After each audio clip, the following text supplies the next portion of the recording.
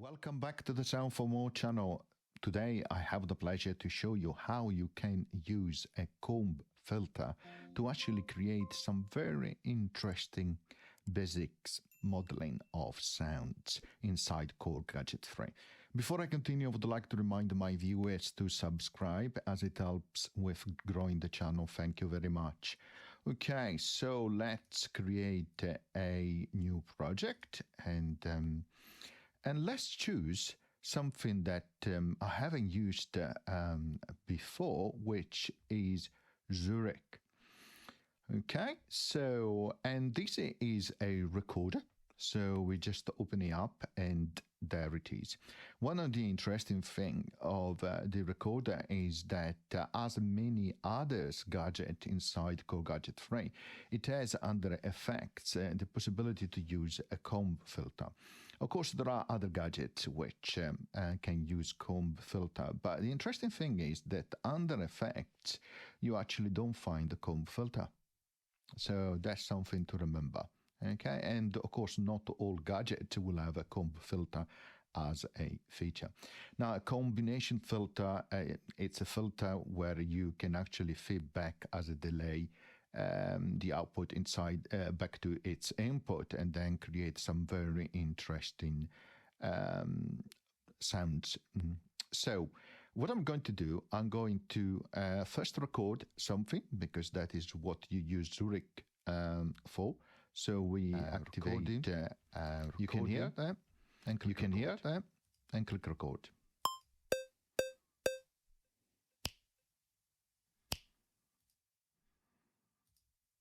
Now I stop there, and if you, let's have a look, there it is. This is what we have recorded. Let's click play.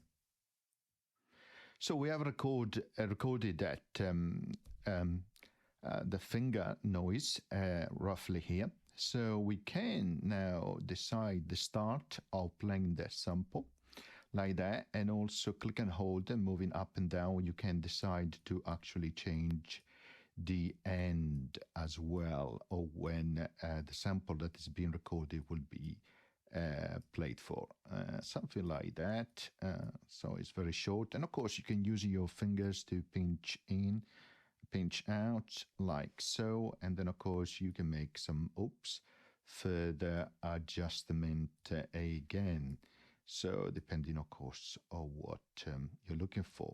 Okay, let's click play. Okay, so that I'm going to use that one almost like a pulse, right? A noise, a sound pulse, like a source, which I'm going to then send through a combination filter. So now that we have that, we can go here to effect, bypass, and of course we can choose combination filter, which is that one. When that is active, you can act on the parameter 1 here, edit 1, and also the second parameter. The first one is about the frequency that you can narrow down, of course, and the second one is the feedback. Okay, so let's set them down to 0 like so, and let's click play and then increase them.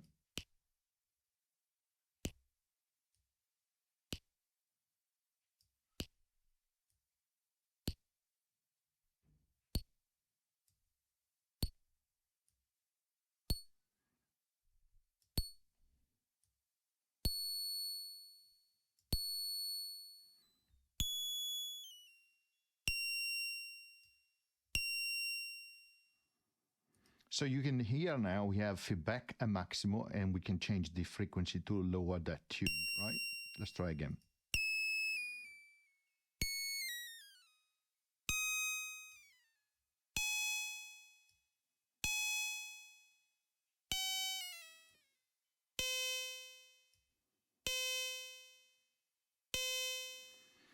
And that is quite interesting because, of course, that was just a click of 2 fingers. And of course, going through a comb filter, it gives you the possibility to transform that into an interesting sound. Of course, you can go to effects now and apply, for example, a chorus if you like to do so, or a reverb. It really depends on what you're looking for and what is available. So reverb. So let's try.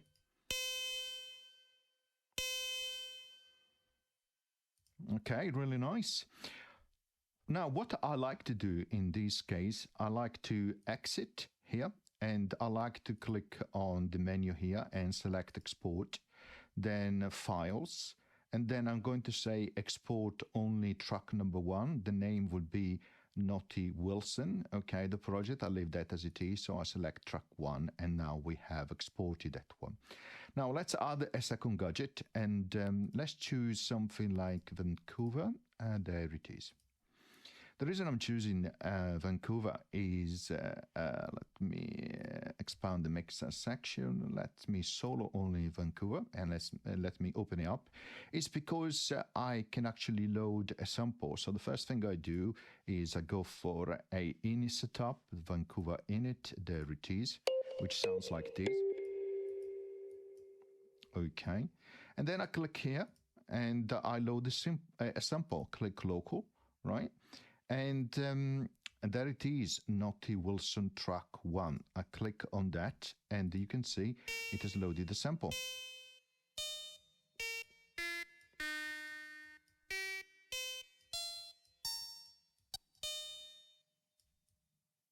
And of course, in Vancouver, I can have more than one sample. I can then go to the mixing and change, for example, the release. The level as well.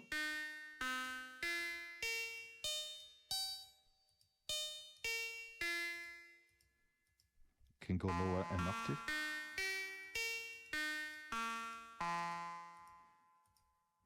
And of course, I can use these now inside Korg Gadget in my own composition. So as you can see, we have created a new sound using a click of 2 fingers, going through a comb filter, and yeah, and sounds quite nice. I can add some different effect here, space effect. Change the depth.